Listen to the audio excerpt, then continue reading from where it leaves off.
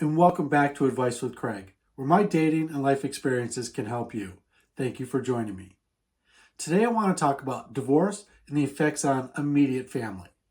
Now, I recently made a video talking about divorce and the effects on the family, and that video is really geared towards how divorce is going to affect you, your ex-wife, and your kids.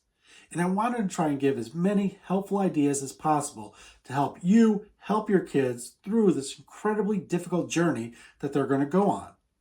But in this video, I want to talk about how divorce affects your immediate family. I don't think it's a subject that gets much attention. You have to think about it like this.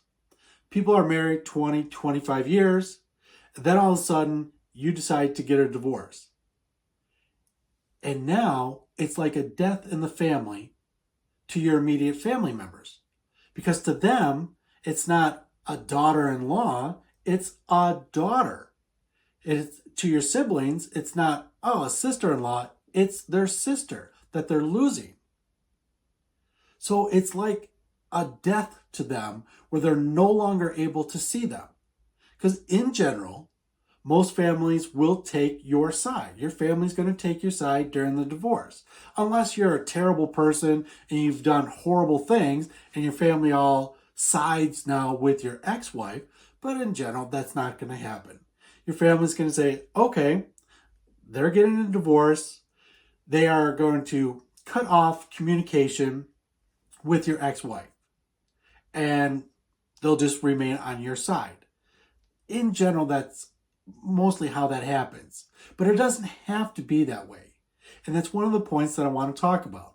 I think it's very, very important. How you handle the divorce can also affect how your immediate family is able to have a relationship with your ex after the divorce has happened.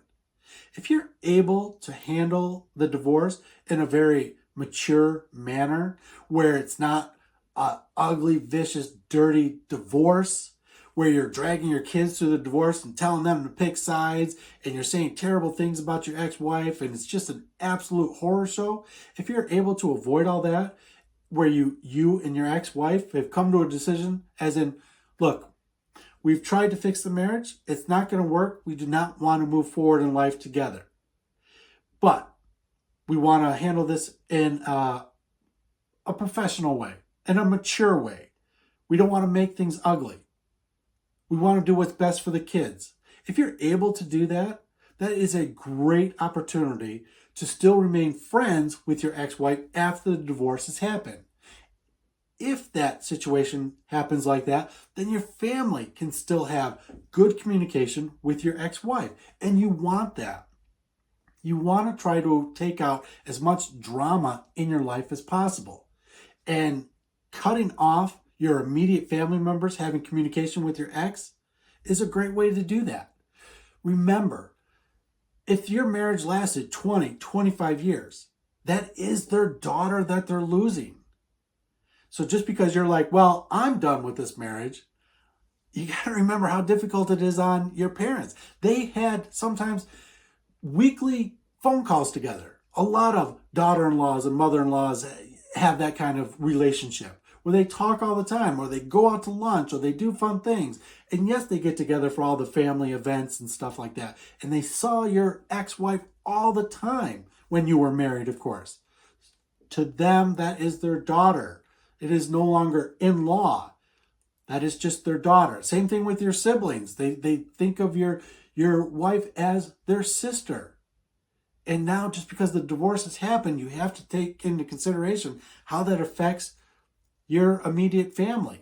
Not that it's going to stop you from going through the divorce. Not like you're going to be like, well, I'm extremely, extremely unhappy in this marriage, but I'm going to stay in this marriage because of my immediate family. No, I'm just saying that it's something to take into consideration. I also don't think it's something that's talked about very much. The feelings that the immediate family members go through when a divorce does happen.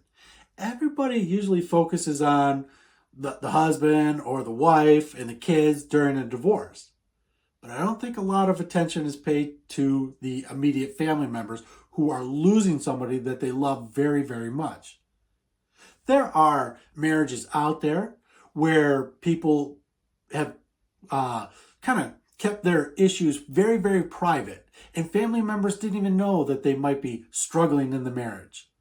You know, because people don't know what happens behind closed doors. And you didn't announce anything, you know, like, oh, we're struggling. We fight all the time. There are couples that yell and scream and are mean to each other in public.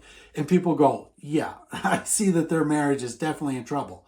Maybe that's not the case for you and your wife, where everything was very, very private. And then you just announced that you're going to be getting a divorce. It's a total shock to your family members. So you have to keep that in mind. Again, I don't believe it's going to stop you from getting a divorce. I do hope that you've gone through the process of trying to save your marriage as much as possible.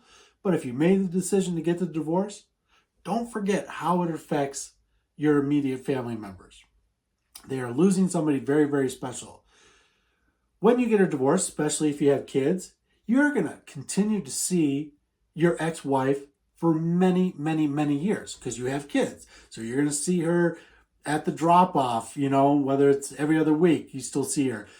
School functions, sporting events, throughout high school, college, after college, marriage, grandchildren. You will continue to see your ex for many, many, many years because of your kids. That's not always the case for your immediate family members, unless you handle the divorce properly, where you can remain friends with your ex-wife afterwards, and that will allow your family members to continue to see her, reach out to her, have some communication with her going forward. Not a ton. It's not going to be like the way it used to be. I don't believe that, you know, your mother's going to be still having lunch weekly with your ex-wife, but at least they can still have some communication. And that's fair to them. It's fair to your parents to have that. Because, again, it's like losing a daughter. You want to try and remove as much drama out of your life as possible. So if you're able to allow your family members to still have good communication with your ex, I think that that's a great thing. It's a great thing for you. It's a great thing for your ex. It's a great thing for your family members. It's a great thing for your kids. You don't want your kids seeing like that their grandparents can't talk to their mother.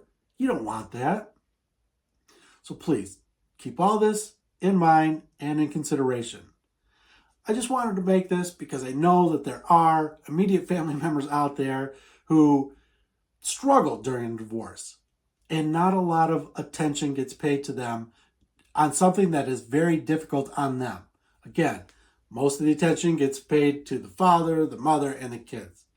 But I understand how it affects the immediate family members. I see you, and I'm making this video for you. All right, there you go.